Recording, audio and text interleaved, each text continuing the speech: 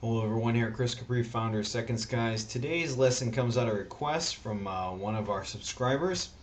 Wanted a lesson on Fibonacci trading, so this one's for you. So this one's going to be about Fibonacci trading, how to use Fibonacci's in the markets, how we can use them to give us good support and resistance levels, possible entry and exits, and price targets as well. So Fibonacci is a mathematical tool. I'm not going to get too much into the mathematics of it. It was developed in the 13th century by Leonardo Paisano Fibonacci, and he found that a certain sequence of numbers resulted in certain patterns in nature. Well, market technicians, realizing that we are beings that are the ones creating the market and beings of nature, we have patterns as well, we started to apply Fibonacci's to the market. What happened is people realized that certain trends tend to pull back to certain levels before they continue on in the trend.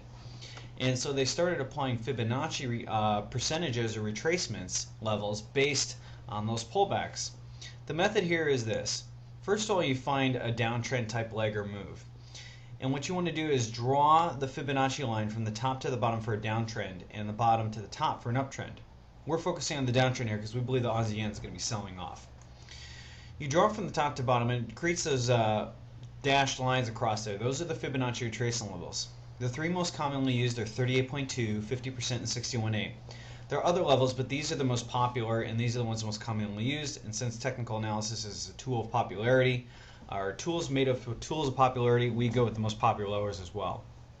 What we're looking for is we're looking for an impulsive sell-off followed by some sort of corrective move of some sort here. Notice how in about a day's worth of time here, the pair sells on from 102.40 all the way down to just sub 100. That's 240 pips in a day. That's a very extreme sell-off for this pair in terms of daily range. Then from there, over the next 12 hours, it bounces from about 99.80 all the way up to 101.75. So about 100 pips in an hour, or in a half a day, but in a whole day it went 240 pips.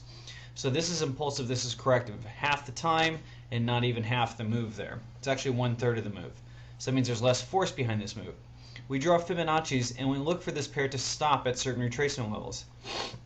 Here it stopped just right around the 38.2 fib level. It actually went, if we zoom in just a little bit here, it actually went just a handful of pips past it here. And so generally what we do is we look for some sort of confirmation as well via another indicator that this is a place of resistance here. Either an upper Bollinger Band starting to move horizontal like it is here, or a declining histogram as it actually increases in price, our intraday oscillator is decreasing as well.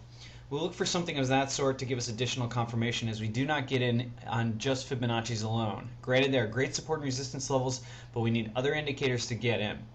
Now the theory in terms of profit targets is there's something called Fibonacci extensions. That means that if the pair stops at the 38.2%, it should go to the 138.2 extension. If it stops at the 50, it should go to the 150 extension. And if it stops at the 61.8, it should go to the 161.8 extension. If you believe that it's going to stop at the 38.2, I always suggest putting my stop above the 61.8. If you believe it's going to stop at the 50, then I suggest putting my stop at the 78.6. You can calculate that by measuring the distance between these two and then adding those pips on top. If you believe the 61.8 is going to hold it, and that's where your indicators show you that that area is going to hold, then I put my stop above the 100. General method is I use two lots, using my first slot to target the initial portion of the end of the move here, in this case the swing low. That'll be taking profit on my first slot, and once I do that, I bring my stop to free. Then from there, my second target will be the extension. So since we're stopping at the 38.2, we have 5 hours just sitting here right at the 38.2, then we'll go just past the 138.2 extension. And that's exactly what happens, as you can see right here. Sells off over about a day's worth of time and hits the 132 extension, and actually spends about 8 hours treating this as support before it produces some kind of bounce. Now we notice that we have another impulsive sell-off followed by a corrective sell-off here. So this means we should try and draw another Fibonacci tool on this one as well.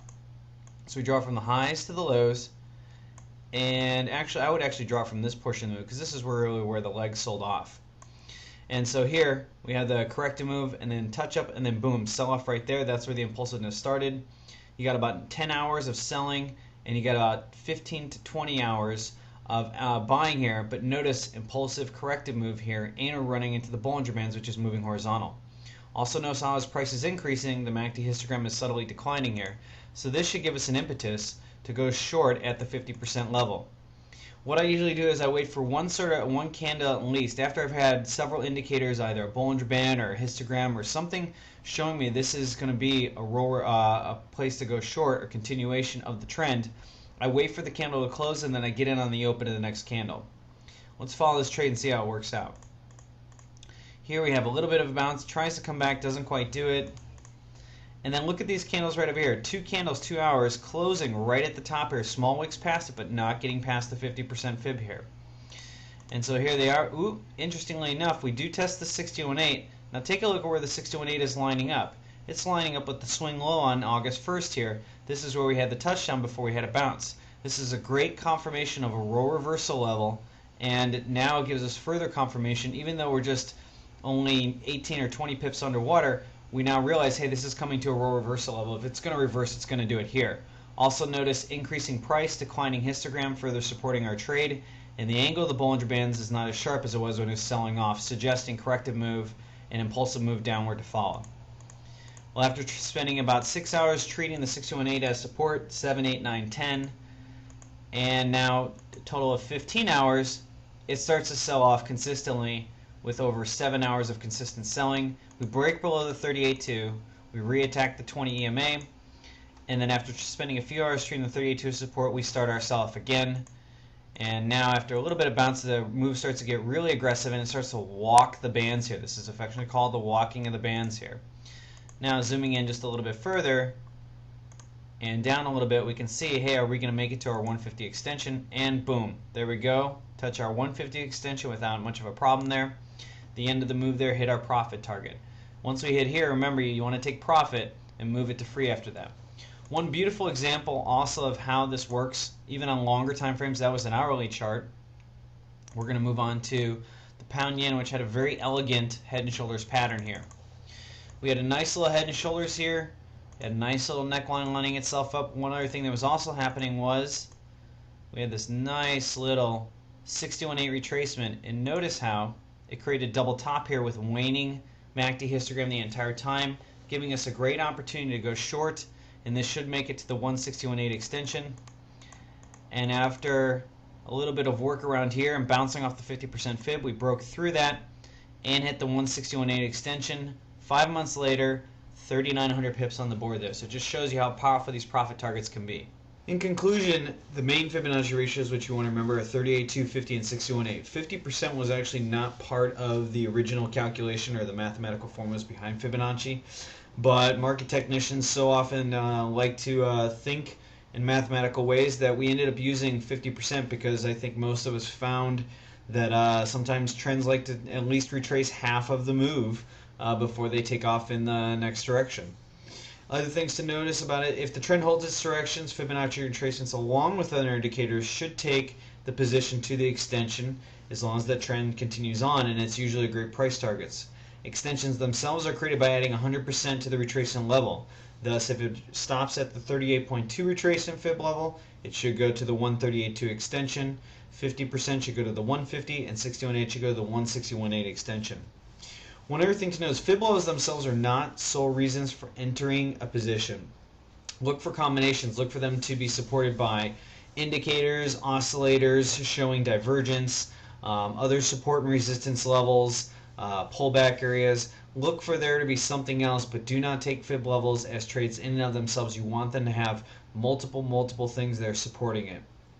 And the last thing to use is, or to notice, that they're great if used during correctives moves, which follow after an impulsive move. So if you have a nice impulsive up or down move, if you see that the price action after is corrective, pull the fib, and if you see it going to a retracement level along with other indicators in combination, that usually often leads to a great area to get in and out of the position.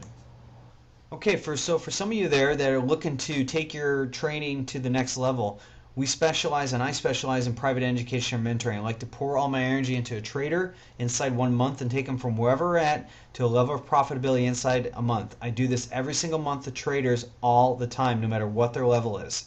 Where does this trading actually come from? Well, some of the systems that I'm teaching are all part of the 2S Sniper system. Maybe you don't want the private education, but you're looking for a systematic way to trade. This will save you 2 to 3 years worth of work, and it'll give you a professional, institutional grade strategy way to trade the markets. And so this way it'll save you time and money because you won't have to do the research. The system does it for you. If that's something you're interested in, the sniper system is the way to go. Some people also like trade signals and live market analysis, to talk to somebody and get feedback throughout the week. I give 2 of those throughout the week.